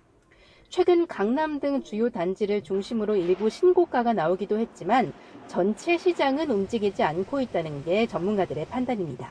매물 쪽에서 또 잠기는 현상들이 발생하거든요. 그 과정에서 밀고 당기는 과정에서 변동률이 일부 상승폭이 조금 올랐다가 또 상승폭이 또 둔화됐다가 하면서 점진적으로 하향 안정되는 흐름으로 판단됩니다. 일단 급한 불은 껐다는 평가가 나오는 가운데 주택 공급 대책도 서서히 윤곽을 드러내고 있습니다. 현재까지 알려진 내용을 종합하면 서울 서리풀지구와 3기 신도시 등 기존 택지의 용적률을 높여 주택을 확보하는 방안이 유력합니다.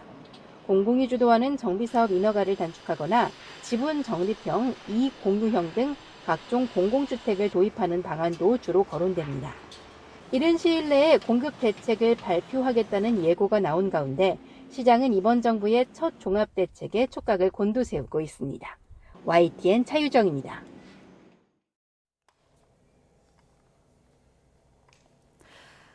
네,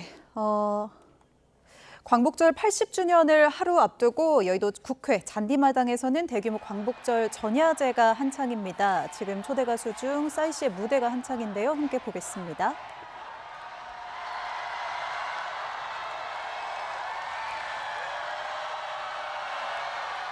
네. 지금 보시는 현장 국회 잔디마당입니다. 많은 시민들이 자리를 채우고 공연을 즐기고 있는 모습입니다. 우리 좀 도와주실까요? 이거 좀 치워야 될 것 같은데 리를. 올해 전야제는 대안이 살았다라는 주제로 가수 싸이 등 K-팝 가수 11개 팀이 광복절의 의미를 되새기는 무대를 꾸미고 있습니다. 네, 잠시 국회 잔디마당 보셨습니다. 다음 소식 전해드립니다. 윤석열 전 대통령의 배우자 김건희 씨는 오는 18일로 통보된 특검 조사에 출석할지 불투명하다는 입장인 것으로 파악됐습니다. 김 씨 측은 YTN에 김 씨가 정상적으로 진술할 수 있는 건강 상태가 아니라며 오늘 특검 조사에 나가지 않으면 출정 거부라며 여론이 악화할 가능성을 고려해 나간 것이라고 덧붙였습니다. 김 씨 측은 이와 별도로 낸 언론 공지를 통해 오늘 조사에서 김 씨가 명태균 게이트와 관련해 지시 내린 바가 없다는 취지로 진술했다고 설명했습니다. 또 휴식 시간에는 변호인단을 향해 내가 다시 남편하고 살 수 있을까, 다시 우리가 만날 수 있을까라며 한탄하는 모습이었다고 전했습니다. 최상병 특검이 김건희 씨 측근으로 알려진 이종호 전 블랙펄 인베스트 대표 부인의 계좌가 삼부토건 관계사 주식 단타 매매에 이용된 정황을 포착했습니다. 특검팀은 이 전 대표의 지인 신모 씨를 조사하는 과정에서 신 씨가 2023년 7월 이 전 대표 부인 명의 계좌로 웰 바이오텍 주식을 거래해 약 2천만 원의 이익을 거둔 거래 내역을 확인했습니다. 당시 거래는 신 씨가 2억 원 상당의 주식을 매수하고 다음 날 주가가 약 10%가량 오른 시점에서 매도하는 방식으로 진행됐습니다. 윤석열 전 대통령 수용 처우와 관련해 특혜를 제공했다는 논란을 빚은 서울구치소장이 전격 교체됐습니다. 법무부는 단독 변호인 접견실 제공을 중단했고 윤 전 대통령에 대한 특혜 시비 차단에 나섰습니다. 조성호 기자의 보도입니다. 법무부가 윤석열 전 대통령이 수감 중인 서울구치소에 김현우 소장을 교체했습니다. 안양 교도소장으로 보내고 김도형 수원구치소장을 서울구치소장으로 보임했습니다. 법무부는 윤 전 대통령의 수용 처우 문제 등에 대한 인적 쇄신이 필요하다고 판단해 단행한 인사라고 설명했습니다. 단독 접견실에서 변호인을 만나고 윤 전 대통령 체포영장 집행이 번번이 실패한 것과 관련한 논란에 책임을 묻는 인사로 보입니다. 앞서 민주당은 김현우 소장이 특검의 영장 집행 지휘에 적극적으로 응하지 않았다고 지적하면서 구치소 내 영상 열람을 요구했는데 김 소장은 거부했습니다. 서울구치소가 일반 수용자와 마주치지 않도록 윤 전 대통령에게 공무상 접견실을 쓰도록 한 걸 두고는 특혜 논란이 불거졌습니다. 법무부는 특혜 시비를 아예 차단하기로 했습니다. 단독 변호인 접견실 제공을 중단하고 일반 수용자들과 같은 장소에서 변호인을 만나도록 했습니다. 다만 안전관리를 위해 운동과 목욕, 시간과 동선을 다른 수용자들과 달리하는 기존 방침은 유지하기로 했습니다. 서울 남부구치소에 수감된 김건희 씨에게도 마찬가지로 적용됩니다. YTN 조성호입니다. 통일교 측이 조직적으로 당원에 가입해 국민의힘 전당대회에 영향력을 미치려 했다는 의혹을 수사하는 특검의 중앙당사 압수수색 시도가 불발됐습니다. 김건희 특검은 오늘 새벽 0시 43분쯤 국민의힘 측의 완강한 거부로 압수수색 영장 집행이 중단됐다고 밝혔습니다. 특검은 국민의힘 당원 명부 전체를 요구했다는 건 사실이 아니라며 특정 명단의 당원 가입 여부를 시기를 특정해 최소한의 범위에서 확보하는 차원이라고 설명했습니다. 이처럼 당사 압수수색을 가까스로 막아낸 국민의힘은 밤샘 수성전을 이어가며 특검이 야당 탄압을 자행하고 있다고 반발했습니다. 수사 칼날이 당 전체로 번지는 걸 경계하는 건데 민주당은 수사 거부야말로 내란 동조 정당임을 자인하는 꼴이라고 지적했습니다. 강민경 기자입니다. 여의도 국민의힘 당사 입구에 가부좌를 튼 사람들, 가운데엔 김문수 당대표 후보가 있습니다. 새벽까지 이어진 특검의 압수수색 시도를 야당 탄압으로 규정하고 이를 막기 위한 무기한 농성에 들어간 겁니다.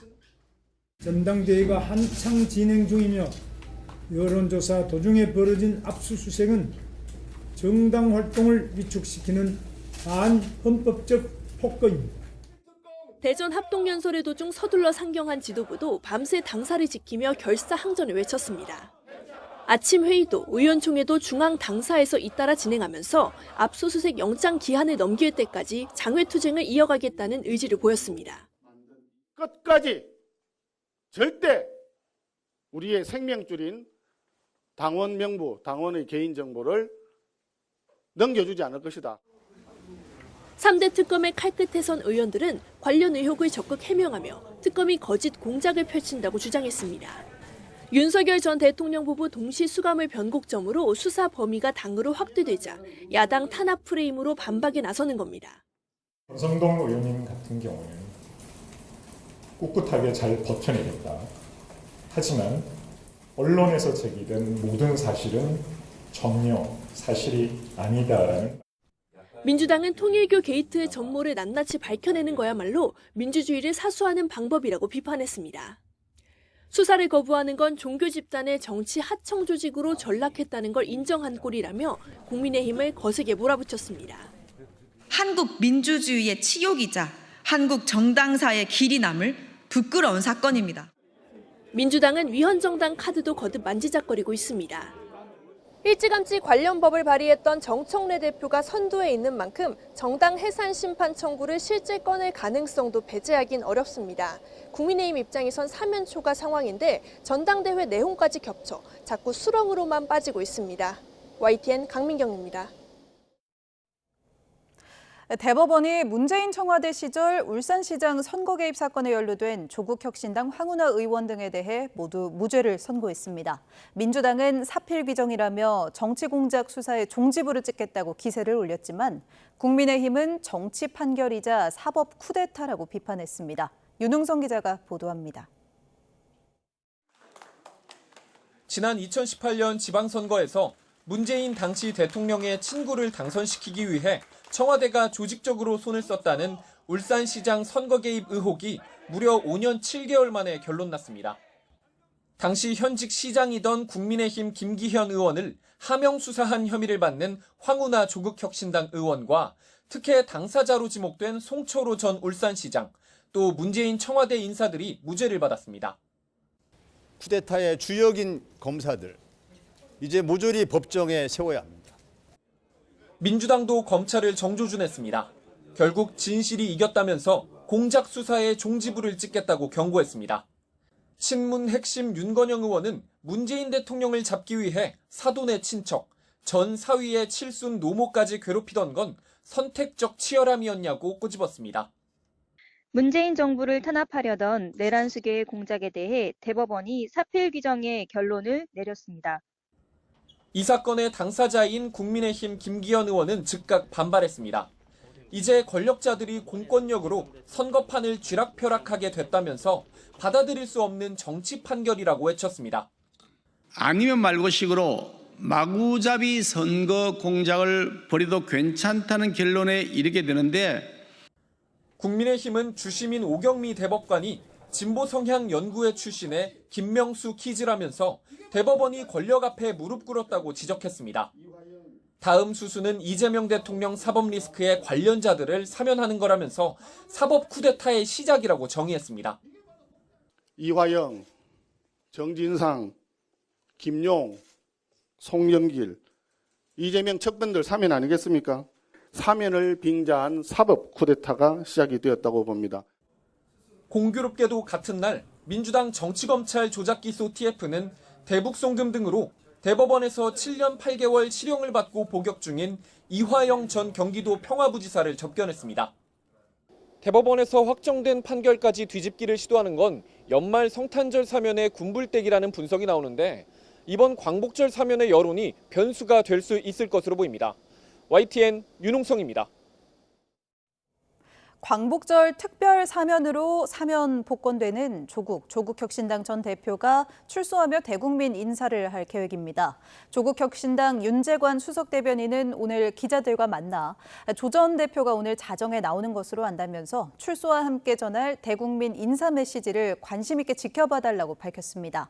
다만 늦은 시간이니만큼 별도의 문답은 없고 조만간 기자들이 질문하고 조 전 대표가 답변할 기회가 있을 거라고 설명했습니다. 조 전 대표 사면을 계기로 제기되는 민주당과의 합당설에 대해서는 공식적으로 논의 검토된 바 없다면서 자각 노력을 게을리하지 않겠다고 강조했습니다.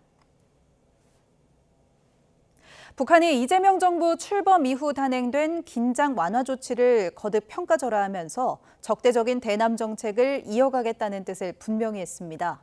특히 대남 확성기를 철거한 사실이 없고 철거할 의향도 없다며 거친 표현까지 동원해 우리 측의 발표 내용을 반박했습니다. 보도에 이종원 기자입니다. 북한 김정은 국무위원장의 동생인 김여정 노동당 부부장이 재차 대남 담화를 내놨습니다. 지난달 말 마주 앉을 일이 없다며 이재명 정부를 겨냥한 첫 담화를 발표한 지 17일 만으로 표현 수위는 더 거칠어졌습니다. 먼저 군사분계선 주변에 설치된 확성기를 철거한 적이 없고 철거할 의향도 없다며 일방적인 억측과 여론 조작 노름을 하고 있다고 우리 정부를 거세게 비난했습니다. 북한군의 확성기 철거 돌입이 식별됐다는 우리 군의 발표는 물론 최근 이재명 대통령의 발언을 정면 반박한 겁니다. 이렇게 상호적인 조치를 통해서 남북 간의 대화와 소통이 조금씩 열려가기를 바라고, 오는 18일부터 시작되는 한미연합훈련의 야외 기동훈련 절반이 다음 달로 연기된 것을 두고는 헛수고일 뿐이라고 잘라 말했습니다. 윤석열 정권의 일방적 조치를 없애고는 큰일이 난 것처럼 호응을 유도한다며 새 정부의 긴장 완화 조치를 기만이자 잔꾀로 표현하며 허망한 개꿈이 될 거라고 비꼬았습니다. 저는 관측한 사항에 대해서 사실을 설명드렸고 상대가 발표한 그 의도에 현혹되지 않도록 주의할 필요가 있다고 생각합니다. 미국을 향한 메시지도 빼놓지 않았습니다.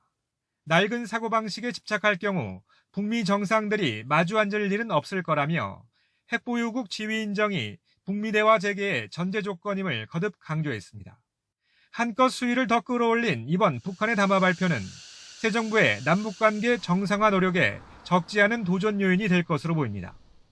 이재명 정부의 국정과제가 발표된 다음 날 나온 김여정 담화는 남북대화 재개를 위한 더 과감한 조치를 내놓지 않으면 사실상 이재명 정부의 화해 협력 정책이 무력화될 수도 있음을 시사한. 특히 북한은 이번 담화에서 남측을 주적으로 명기하는 헌법 개정을 예고했고 사실상 한미연합훈련 중단과 한미 핵협의그룹 해체도 요구했습니다. YTN 이종원입니다. 조현 외교부 장관은 북미 대화가 재개되기 위해서는 여러 가지 밀당이 필요할 것이라며 트럼프 미 대통령의 리더십에 기대를 걸었습니다. 곧 있을 한미 정상회담에서 주한미군 역할 변화에 대한 논의가 있을지에 대해서는 아직 정해지지 않았다며 조심스러운 입장을 보였습니다. 홍선기 기자입니다. 북한과 미국은 최근 의미 있는 말을 주고받으며 대화 재개 가능성에 대한 기대를 높였습니다. 김여정 북한 노동당 부부장이 비핵화는 불가하다는 조건을 내걸었고 미국은 이를 주목하고 있다며 관심을 보인 겁니다. We have also seen high-level statements from the DPRK leadership, including recent statements from Kim Yo-jong, which we note with interest. 조현 외교부 장관은 이와 관련해 실제 북미 대화가 재개되기 위해서는 여러 차례 밀고 당기는 이른바 밀당 과정이 필요할 것이라고 내다봤습니다. 북한의 완전한 비핵화를 목표로 하는 미국과 핵 보유국 인정을 원하는 북한 간의 괴리가 크기 때문입니다. 미국은 북한이 핵을 보유할 수 없다는 입장입니다. 그렇기 때문에 좀 여러 가지 밀당이 좀 필요하지 않을까 이렇게 생각을 합니다. 조 장관은 이런 상황에서 새 돌파구를 만들기 위해서는 트럼프 미 대통령의 리더십이 필요한 것 같다며 트럼프 대통령의 역할에 기대를 나타냈습니다. 오는 25일 열릴 한미 정상회담에서 주한미군 역할이나 인원 조정 문제가 의제로 오를지에 대해서는 아직 확정되지 않았다고 밝혔습니다. 지금 정상회담을 앞두고 실무에서 아주 긴밀하게 협의하고 협상하고 있습니다. 이게 포함될 것이냐 아니냐 이런 것도 하나의 협상이라고 생각을 합니다. 이와 관련해 외교부 고위 관계자는 최근 주한미군 사령관이 주한미군의 숫자가 아니라 역량이 중요하다며 감축 가능성을 시사한 것에 대해 개인 의견으로 본다며 확대 해석에 선을 그었습니다. 또 조 장관이 미국을 방문하기 전에 일본에 먼저 들른 건 이재명 정부에 대한 반일 프레임과 이에 대한 미국 내의 우려를 씻기 위해 이 대통령이 직접 지시한 것이라고 설명했습니다. YTN 홍성기입니다.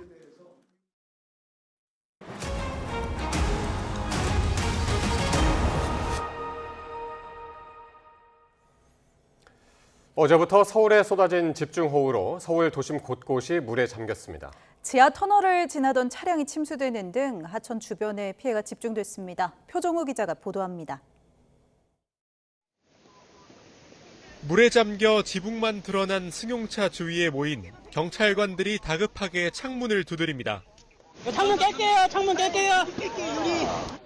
안에 사람이 있는 걸 확인한 경찰은 3단봉으로 유리를 깨고 구조에 나섭니다. 썬팅이 좀 진해가지고 안 보여서 일단 위급한 상황이구나 그런 생각을 해서 구조해야겠다는 생각. 극한호우가 쏟아지던 서울 노원구 석계역 인근 굴다리 지하차도에서 차량이 침수된 건데 안에 타고 있던 모녀는 경찰의 도움으로 무사히 빠져나올 수 있었습니다. 경찰의 구조 작업이 벌어졌던 지하차도입니다. 제 옆으로 흐르는 하천이 도로까지 넘쳤고 한때 성인 남성의 허리 높이까지 물이 차올랐습니다. 하천이 불어난 곳은 우이천과 중랑천이 합류하는 지점으로 수위가 급상승하며 중랑천엔 한때 홍수주의보가 발령됐습니다. 비가 그치고 수위가 낮아지자 각종 쓰레기와 토사에 뒤덮인 산책로와 도로가 모습을 드러냅니다. 네, 완전히 다 전쟁 나면서 완전 피해가 됐더라고요. 빨리 해야 될 것 같더라고요. 한강도 불어나 산책로는 물론 수변 무대까지 물에 잠겼습니다. 잠수교는 한때 보행자 통행이 제한됐습니다. 어제 온 비로는 수변 무대 정도만 잠겼는데 비가 연속적으로 한 사나흘 오면은 이 나무 중간 여기 교각 한 중간 정도까지 잠긴 적이 있죠. 짧은 시간 쏟아진 집중호우로 서울 도심 하천 주변 곳곳에 피해가 집중됐습니다. YTN 표정우입니다. 네, 이 수도권 비 피해 상황은 YTN에 들어온 제보 영상으로도 알 수 있었는데요. 화면 함께 보시겠습니다. 네, 첫 번째 영상입니다. 이렇게 도로 한복판에 순식간에 물이 차올랐는데요. 차 한 대가 물살을 헤치고 가까스로 빠져나왔습니다. 어제 오전 11시 반쯤 인천 계양구 부평나들목 인근 도로에서 벌어진 일입니다. 제보자는 도로에 배수가 안 되는 것 같다고 생각한 사이 이렇게 순식간에 물이 차올랐다면서 가까스로 침수된 도로를 빠져나왔다고 설명했습니다. 가정집 안에 물이 들어차 슬리퍼와 가재도구들이 떠다닙니다. 또 반려견이 안절부절 못하는 모습도 눈에 띄는데요. 어제 오전 11시쯤 경기 고양시 풍동 가정집에서 촬영한 영상입니다. 제보자는 주변 이웃들의 도움으로 물을 빼낸 뒤 오늘도 계속 집안을 청소하고 있다면서 많은 비로 집 안까지 침수된 건 이번이 처음이라고 전했습니다. 이번엔 도로 한복판이 움푹 꺼져 있고 붉은 고깔이 둘레로 세워져 있는 모습인데요. 오늘 오후 1시 10분쯤 서울 은평구 지하철 3호선 연신내역 인근 도로에 이렇게 깊이 0.5m 규모의 땅꺼짐이 발생했습니다. 구청과 경찰은 인근 도로를 통제하고 복구 작업을 진행했습니다. 네, 이렇게 2차 장마까지 역대급 기록을 세운 정체전선이 물러나자 이제는 또다시 전국적으로 폭염이 기승을 부리기 시작했습니다. 이어지는 날씨에 보는 김민경 기자입니다. 전남 해안에 300mm 이상의 폭우를 퍼부은 정체전선은 중부에도 강력한 물폭탄을 쏟아냈습니다. 이틀 사이 경기 파주에는 317.5mm의 비가 쏟아졌고 인천과 동두천, 김포, 포천, 서울 곳곳에서도 200mm 이상의 강수량을 기록했습니다. 이번 정체전선에서는 작은 저기압까지 만들어지면서 짧은 시간에 유독 강한 비가 집중됐습니다. 인천 옹진군에서는 1시간에 149.2mm의 올해 들어 가장 강력한 폭우가 쏟아졌고 김포와 고양, 서울 은평구 등 5곳에서 시간당 100mm 이상의 극한호우가 관측됐습니다. 북태평양 고기압 가장자리에서 굉장히 높은 고온다습한 높은 상당온이 영역에서 굉장히 대류 불안정이 강하게 나타나면서 중규모 대류계가 여러 번 강하게 발달해서 통과하는 형태로 진행이 됐었습니다. 북태평양 고기압이 세력을 넓혀 정체전선을 밀어올리면서 우리나라는 폭우 영향권에서 벗어났습니다. 하지만 바로 또다시 폭염이 찾아옵니다. 북태평양 고기압에 더해 대기 상층의 티베트 고기압까지 확장하면서 우리나라가 다시 두 겹의 고기압에 뒤덮이기 때문입니다. 폭염특보가 다시 확대 강화되며 광복절 연휴 내내 대부분 지역에서 최고 체감 온도가 33도 이상 오르겠습니다. 특히 서풍의 영향으로 동쪽 지역의 기온은 더 오를 걸로 보입니다. 다만 기상청은 7월에 나타났던 극한 폭염까지는 아닐 걸로 내다봤습니다. 태양 고도각이 지난번보다는 조금 다소 낮아지는 형태가 되기 때문에 일사량 자체는 조금 지난번보다는 좀 적을 수 있고요. 하지만 전국적으로 폭염특보 수준의 더위가 예상되는 만큼 호우 피해 복구 현장에서는 온열 질환 등 2차 피해에 대비해야 합니다. YTN 김민경입니다. 검찰이 인천에서 아들을 사제총으로 쏴 살해한 혐의를 받는 60대 남성을 구속 기소했습니다. 이 남성은 경제적 지원이 끊기자 망상에 빠졌고 사건 일주일 전에도 범행을 시도했던 것으로 조사됐습니다. 보도에 이현정 기자입니다. 지난달 인천에서 아들에게 사제총을 발사해 살해한 60대 남성 조모 씨가 구속 상태로 재판에 넘겨졌습니다. 검찰은 조 씨가 전처와 아들이 지난 2023년 말 경제적 지원을 멈추자 망상에 빠져 범행했다고 판단했습니다. 생활비와 유흥비 등이 부족해진 조 씨가 가족들이 자신을 고립시킨다고 근거 없는 생각을 부풀렸고 끝내 복수를 결심했다는 겁니다. 아들 왜 살해했습니까? 가족에게 소외감 느껴서 범행 저지른 건 맞습니까? 조 씨가 오래전부터 치밀하게 범행을 계획한 정황도 확인됐습니다. 1년 전부터 총기를 제작하고 2개월 전부터는 공유 자동차로 사전 답사까지 한 데 이어 범행 일주일 전에도 아들을 살해하려 준비를 마쳤다가 가족 모임이 미뤄지자 일정을 바꿨던 것으로 조사됐습니다. 또 검찰은 조 씨가 서울 쌍문동 자택에 사제 폭발물을 설치했던 것과 관련해서는 경찰이 적용했던 현주건조물 방화 예비가 아닌 현주건조물 방화 미수로 혐의를 변경했습니다. 만약 폭발물이 작동했다면 대형 참사가 발생했을 거라고 판단한 겁니다. 이와 별개로 경찰이 신고 70분 뒤에야 현장에 진입했다는 등 초동 조치 미흡 논란에 대한 경찰청 조사도 진행되고 있습니다.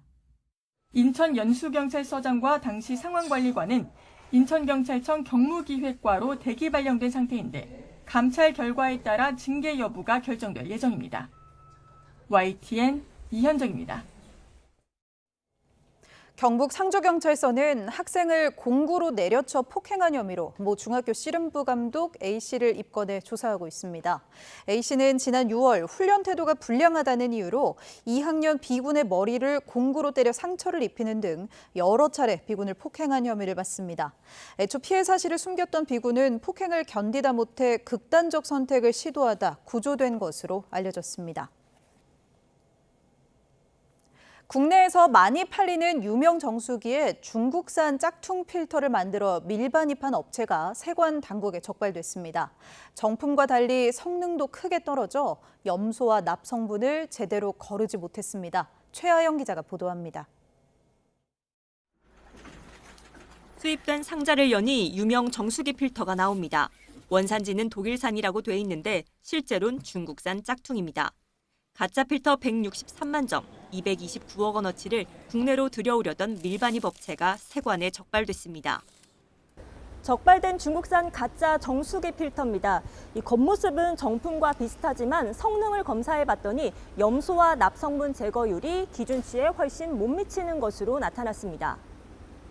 일부는 시중에 유통됐는데 일반 소비자가 정품과 구분하기는 쉽지 않습니다.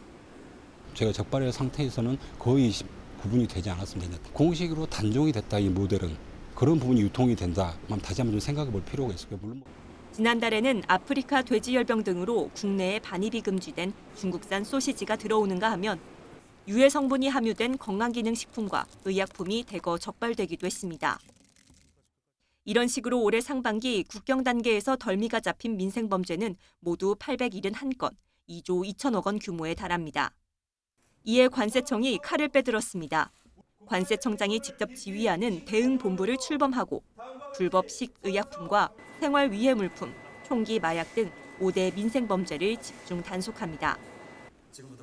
불법 물품 및 자금 흐름의 정확한 타겟팅을 위해 AI, 빅데이터 분석 시스템을 적극 활용하겠습니다. 아울러 해외 관세 당국 등과 공조를 강화하고 범죄 혐의가 발견되면 밀수 유통 조직까지 추적할 계획입니다. YTN 최하영입니다. 이재명 대통령이 기후위기 대응을 위한 온실가스 감축 목표 설정 과정에서 불가피하게 전기요금이 오를 수 있다는 취지의 입장을 밝혔습니다. 그 이유를 적극적으로 알려 국민의 이해를 구해야 한다고도 했는데 대통령실은 재생에너지 발전량 등을 늘려 요금 인상 압박을 줄여가자는 거라고 설명했습니다. 보도에 홍민기 기자입니다. 수석 보좌관 회의를 주재한 이재명 대통령은 최근 중부지방을 강타한 극한호우를 언급했습니다. 폭염과 극심한 가뭄 같은 기후위기는 이제 전 국민의 문제가 됐다는 겁니다. 요즘은 뭐 비가 내렸다고 하면 시간당 100mm는 가뿐하게 넘기는데 기후변화가 실생활에 상당한 영향을 미치는 그런 기후위기가 일상이 된 것 같습니다. 그러면서 재난 유형에 따른 종합적인 국가 대응 시스템을 다시 구축해야 한다고 강조했습니다. 관계 부처에는 단계별 대응 지침 마련과 인프라 정비 등을 서둘러 달라고 지시했습니다. 이 대통령은 이어진 비공개 회의에선 전기요금 인상 필요성을 거론한 것으로 전해졌습니다. 오는 2035년 온실가스 감축 목표를 올해 안에 유엔에 제출해야 하는데 이를 달성하려다 보면 전기요금이 오를 수밖에 없다는 겁니다. 인상 이유를 적극적으로 국민에게 알려 이해와 동의를 구해야 한다고도 언급했습니다. 이대로 만약에 감축 목표를 시행하다 보면 전기요금이 좀 오를 수밖에 없는 부분이 있는데 이런 부분들을 우리가 빨리 재생에너지를 높여서 대통령실은 다만 재생에너지 발전량 증대와 에너지 고속도로 확충 등을 통해 전기요금 인상 압박을 줄여가자는 취지라고 설명했습니다. 반발을 의식해 당장 전기요금 인상과 직결된 문제는 아니라며 진화에 나선 거란 해석이 나왔습니다. 이 대통령은 이와 함께 민생회복 소비 쿠폰의 소비 진작 효과를 멈추지 않게 해야 한다며 2차 내수 활성화 필요성 또한 꺼내들었습니다. 오는 10월 추석 연휴와 에이펙 정상회의 등을 활용한 내수 진작 방안을 마련하라고 각 부처에 주문했습니다. YTN 홍민기입니다. 23일로 한일 정상회담이 확정된 가운데 일본도 이재명 대통령의 취임 후 첫 일본 방문에 상당한 기대를 하는 모습입니다. 외교를 통해 정치적 위기 탈출의 실마리를 찾으려는 이시바 시게루 총리도 한일 정상회담에 한층 적극적으로 나설 것으로 보입니다. 도쿄에서 김세호 특파원의 보도입니다. 일본은 이번 한일 정상회담으로 한일 양국 관계가 안정적으로 발전하기를 바란다며 기대감을 보였습니다. 일본은 특히 이 대통령이 미국 방문에 앞서 일본을 찾는 것을 이례적으로 평가하고 있습니다. 한국의 새 정부가 한일, 한미일 협력을 중시한다는 메시지를 분명히 한 점도 주목했습니다. 한일 그리고 한미일 공조 강화 방안은 물론 영내 평화와 안정, 지역 및 글로벌 이슈에 대해서도 허심탄회하게 의견을 나누게 될 것입니다. 이번 방문은 이시바 총리가 일본 여당의 참의원 선거 패배로 연일 사임 압박을 받는 가운데 이루어지는 만큼 더욱 주목받고 있습니다. 이시바 총리는 평소에도 이 대통령과의 만남에 의욕을 보여왔습니다. 日韓首脳会談というものはなるべく早急に行う方が良いし、それはシャトル外交の重要性というのは韓国がどのような政権であっても変わることはないということだと思っています。 한국과 마찬가지로 일본도 트럼프의 관세 정책으로 통상, 외교, 안보 전반에 걸쳐 유례없는 압박을 받고 있습니다.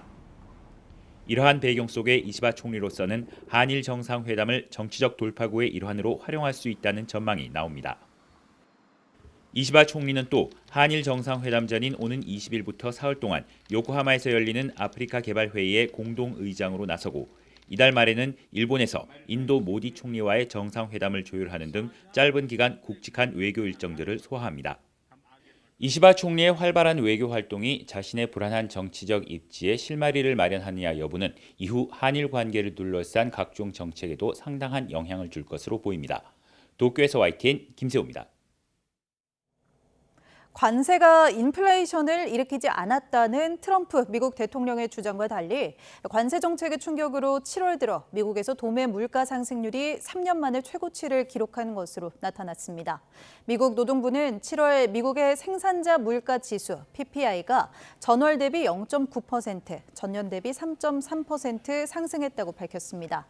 이는 전월 대비 0.2% 상승을 예상한 다우존스 집계 전문가 전망을 큰 폭으로 웃도는 수치로 4분의 3 이상이 무역 서비스 상승이 원인이었고 상품 가격 중에서는 채소 가격이 38.9% 급등했습니다. 카카오톡에서 이미 보낸 메시지를 삭제할 수 있는 시간이 기존 5분에서 24시간으로 늘어났습니다. 카카오 측은 어제 메시지 삭제 시간을 연장하고 표기 방식도 바꾸는 내용의 카카오톡 업데이트를 진행한다고 공지했습니다. 또 1:1 대화방에서 메시지를 삭제한 경우가 아니라면 삭제한 사람도 누구인지 알 수 없도록 변경했습니다. 오는 10월 내한 공연을 앞둔 영국의 록밴드 오아시스가 공식 SNS에 우길기를 연상시키는 영상을 게재해 거센 비판을 사고 있습니다. 오아시스는 최근 SNS에 지난 1995년 발매한 곡 모닝글로리의 새 모습을 공개한다며 여러 이미지가 담긴 30초짜리 영상을 올렸습니다. 이 가운데에는 우길기를 연상시키는 이미지가 포함됐는데 댓글에는 게시물 삭제와 사과를 요구하는 국내 팬들의 요구가 잇따르고 있습니다.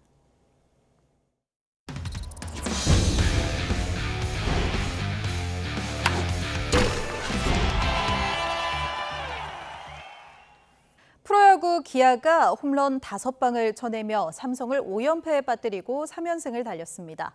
위즈덤은 그랜드슬램에다 솔로포까지 더했습니다. 이경재 기자입니다. 기아가 화끈한 홈런쇼를 펼쳤습니다. 3회 김호령의 선취 솔로포. 2대1로 뒤집힌 5회엔 김태군이 동점 홈런을 날렸습니다. 가장 결정적인 건 6회에 나왔습니다. 안타 3개로 만든 노안 만루에서 위즈덤이 초구를 노려쳐 우중간 담장을 넘겼습니다. 7회 김선빈이 한 방을 더 곁들였고 8회 위즈덤은 다시 담장 밖으로 공 하나를 더 보냈습니다. 9회에도 2점을 더한 기아는 10대4로 승리하고 3연승을 달렸고 삼성 후 선발 원태인이 무너지며 5연패에 빠졌습니다. I know it's been kind of a struggle, but you just got to keep going up there, believing in yourself. And the team's done a good job of still encouraging me and believing in me. So it's nice to have that support. And then when you go up there, you just gotta believe. 후반기 힘이 더 붙은 기아 선발 양현종은 6회 투아웃까지 3실점하고 7승째를 따냈습니다. 두산은 5대4로 끌려가던 8회 대타 김기현의 적시타와 김민석의 희생타로 경기를 뒤집고 2연패에서 벗어났습니다. 키움은 7이닝 무실점으로 투한 알칸타라와 5회 2타점 3루타를 날린 송성문 앞세워 SSG를 2대0으로 물리쳤습니다. 한화는 3대3으로 맞선 9회 초 김서현이 전민재의 적시타를 내줬지만 9회 말 리베라토가 김원중을 상대로 동점 솔로포를 뽑아냈습니다. 그리고 연장 11회 말 투아웃 만루에서 이원석이 밀어내기 볼넷을 골라 5대4로 승리하고 4연승을 이어갔습니다. YTN 이경재입니다.